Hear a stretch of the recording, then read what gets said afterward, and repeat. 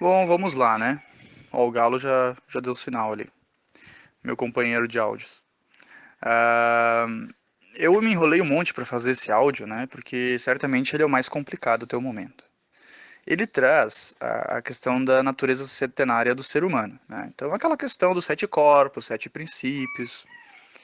Isso aí até muita gente já se deparou. O problema é que esse trecho, então, a obra-chave para a Teosofia, de Helena Blavatsky, página 87 até o início da página 89. É um trecho curto, são 2 páginas e meia.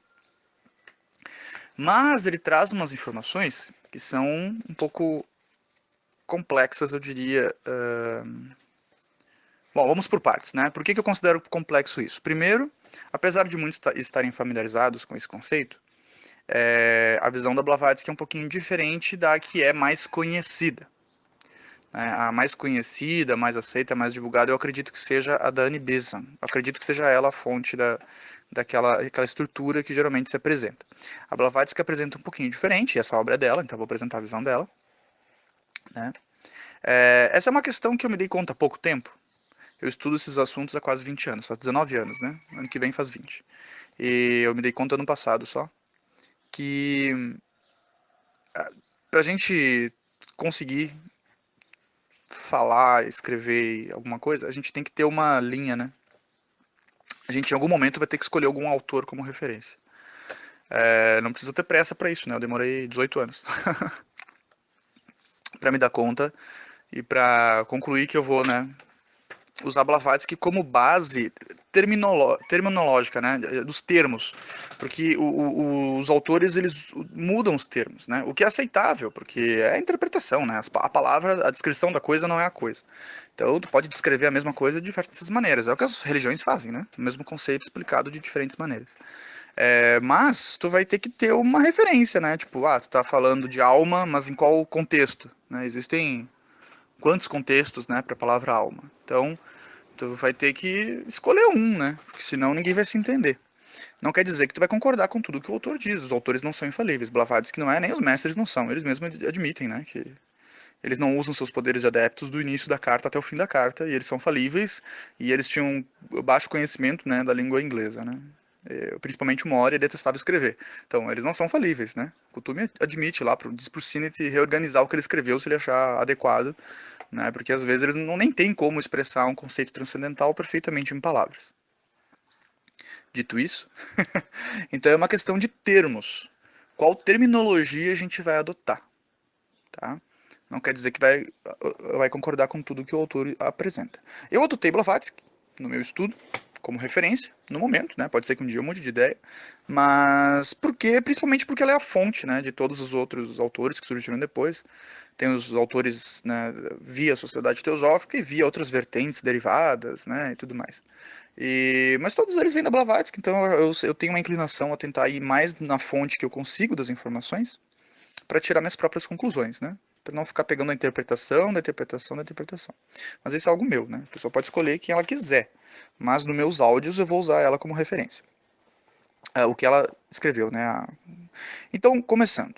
É importante eu vou mandar uma foto da tabelinha, que sem a tabelinha não vai ter como entender o que eu estou falando. Então tem uma tabelinha aqui na página 88 que apresenta a divisão que a Blavatsky apresenta, né? Ela apresenta os termos em sânscrito. Eu não vou ler toda a tabela, só vou, né, comentar, depois olhem a tabela diretamente. Ela apresenta os termos em sânscrito, o significado esotérico e a explicação. Aí tem o quaternário inferior e a tríade superior imperecível, ou seja, o eu imortal, que não é tão imortal assim. Esse é um dos problemas desse trecho, que é o mais complicado de explicar. Que a alma humana, segundo ela aqui, não é imortal. A gente conquista a imortalidade. E a gente não tem a eternidade para isso. Né? Então é um conceito um pouquinho diferente, né, do que a gente está acostumado. A gente pode concordar, aceitar ou não, enfim. Né? Mas quem acha que ela está falando a verdade, isso é um fato, e não uma questão de opinião. Mas vai de cada um de nós, né, julgar e pesquisar, ver se isso é verídico ou não. Mas é isso, então eu vou explicar o porquê, tá? Então, primeiro, o quaternário inferior, a Blavatsky apresenta diferente daquela visão que geralmente se apresenta. Geralmente se apresenta assim, né? Não vou falar em sânscrito, que né, meu sânscrito é terrível. O corpo físico, duplo etérico, corpo astral e mental inferior. Esse seria o quaternário. E depois lá em cima, né, então vai ter o mental superior, mana superior, o Buddhi e Atma. Esse é o mais comum de se encontrar. Blavatsky não separa manas, ela não separa a mente. A mente para ela não são dois veículos, é um veículo só, com duplo aspecto. A gente continua tendo o mental inferior e o mental superior, mas são dois aspectos do mesmo veículo, ela não separa. Então, o quaternário inferior para ela seria o corpo físico, o prana, que é a energia que circula no duplo etérico, né? Que naquela constituição lá mais conhecida, mais aceita, é, não consideram o prana um veículo, né? Porque o prana é uma energia. Enfim, mas Blavatsky considera um veículo. E o corpo astral, que para ela é a mesma coisa que o duplo etérico, né? Que é o molde do qual o corpo físico deriva ou se baseia, enfim. É, então o que ela chama de corpo astral é o que a Bezan, até onde eu entendi, chama de duplo etérico. E ela apresenta daí o Kama Rupa, que é a sede dos desejos e paixões animais. Agora eu li aqui o que está na tabela. Então, né, ela não separa a mente, não seria a mente, né, mas existe um corpo de desejos, né, que é o Kama Rupa. Né, e quando a gente desencarna é ali onde a gente fica, ali, né, o Kama Louca ali. Então, para ela é a mesma coisa. Essa inteligência mais instintiva, essa questão dos desejos, ela não separa. Né? Ela não separa como se fosse corpo astral e mental inferior, e um pensa e outro reage. Não, para ela é a mesma coisa. Né? Então, esse seria o eu mortal. Seria tudo isso morre após o desencarne físico, segundo a literatura teosófica. Né, diferente do conceito de outras vertentes, talvez, que acham que a gente morre, vai pro astral, depois volta pra cá. Não, não, não. A gente morre, vai pro astral, fica um tempo lá, morre lá também, entra em Devachan, ou Devakan, sei lá, e depois, bem depois, volta, né, com esse quaternário aqui, tudo novo. Isso aqui é o que a gente chama de personalidade dessa vida. Isso é o Charles, né? Personalidade. Ou alma animal. Também é chamado de alma animal, essa partezinha aí que morre. Aí na tríade superior, a gente tem manas, que é a mente, né, que para Blavatsky então é um princípio dual, tem duas funções. E que seria, aqui segundo, né, a interpretação aqui, chamada de alma humana. Ela está ligada lá à alma animal, ou à alma mortal. Né? A de baixo seria a alma mortal, e a de cima, então a humanas, seria a alma humana. Porque é ali que está o ego pessoal. O que é o ego pessoal? É aquela consciência derivada das nossas experiências. Né? Ali que está o corpo causal, é ali que está o karma, né? Os registros kármicos. É em manas que se encontra, até onde eu entendi. Os animais, né, não têm, né, isso bem desenvolvido ainda. Eles têm muita inteligência e tudo mais, mas as experiências deles não geram karma. Por isso que muitos autores dizem que eles não se individualizaram. Eles não têm ainda o ego pessoal formado. Tá ainda, né, tá em processo. Alguns animais já tá quase, né? Tá chegando lá. Dizem que os animais domésticos tá meio formado ali, né? Mas não tá pronto ainda. Ainda não gera, as ações deles ainda não geram resíduos, né? Não precisa estar na outra vida tá consertando o que fez de errado. E depois viria Buddhi, que seria a alma espiritual, né? E por último, Atma. Nesse contexto da Blavatsky, até onde eu entendo, não lendo só as obras dela, mas lendo também o glossário, as cartas, né, e outras obras, até onde eu entendo, é errado nós chamar isso de 7 corpos, e mesmo de 7 veículos. Né? O correto seriam 7 princípios mesmo.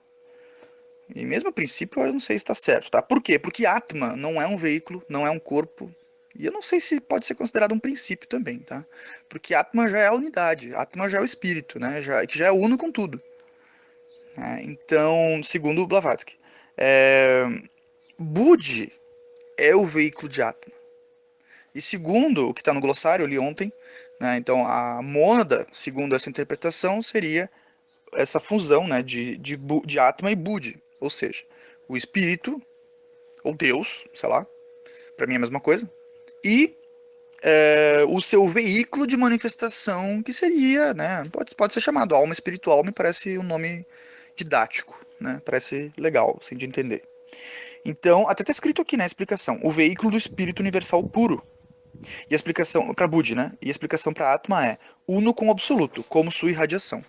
Né? Então, ele é um fragmento do todo, mas ele não está desassociado do todo. Então, eu não sei se ele pode ser considerado um veículo, tá? Eu acho que não. Na minha visão, não. Então, nós teríamos 6 veículos, que é o que está abaixo, né? A Atma não é um veículo. Né? É... Aí, então, qual que é a questão, né? Então, lá em Manas, voltando, aí agora o ponto mais complicado, que é o fato de que essa alma humana, essa parte de cima aqui, Atma e Budi, né? Então, ou seja, o espírito e seu veículo, eles são eternos, né? A mônada ali não é realmente a parte imperecível, né? Não morre.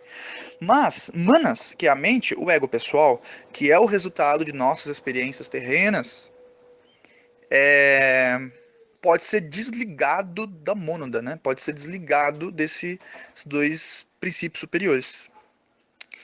Quando isso acontece? Então diz aqui, né? Tá explicando aqui, na verdade, que depende de onde é que a gente bota o foco da atenção de Manas.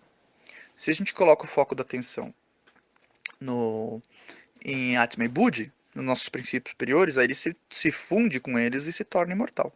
Se a gente coloca na parte perecível, ele se funde com a parte perecível e se torna perecível. Né? Eu penso nisso não como um castigo divino nem nada disso, mas como uma questão natural. Se tu concentrar o teu ego pessoal, que ele está se formando ali, né? Se tu colocar ele focado naquilo que dura, ele vai durar. Se tu colocar naquilo que não dura, ele não vai durar, porque tu está se identificando com a parte que termina. E eu acredito que, inclusive, nas religiões, seja isso que as religiões falam sobre aniquilação total, né, e não sei o que, e a salvação, né, a busca da salvação. Seria isso, aceitar Cristo, né? Cristo é o nosso princípio superior. Né? Então, só que claro, né, daí não tem nada a ver com aceitar uma religião ou aceitar o nome de um carinha que supostamente viveu 2000 anos, não é isso. Mas está falando de algo, né, que a teosofia é a raiz das religiões. Então está falando de um conhecimento que se perdeu no tempo. Está falando da possibilidade da perda das experiências das encarnações. Então pense em quanto desperdício, né? Todos os nossos processos ali, mineral, vegetal, animal, e depois inúmeras reencarnações no mundo físico, sofrendo tudo mais, né? E mais os períodos fora plano físico, aí, plano astral. Toda essa experiência aí jogada no lixo, né? Porque daí ele cai fora, ele desconecta. Tem casos de pessoas que continuam vivendo, né, ainda, né, que o princípio superior ele se desconecta e deixa ali. Aí tu vira mortal de verdade. Então a gente conquista a imortalidade. E a gente não tem eternidade para isso. A gente tem um tempo que para nós parece uma eternidade, mas não é, né? Porque o Manvantra acaba, né? Tem os pequenos Manvantras, não vou entrar nesse detalhe.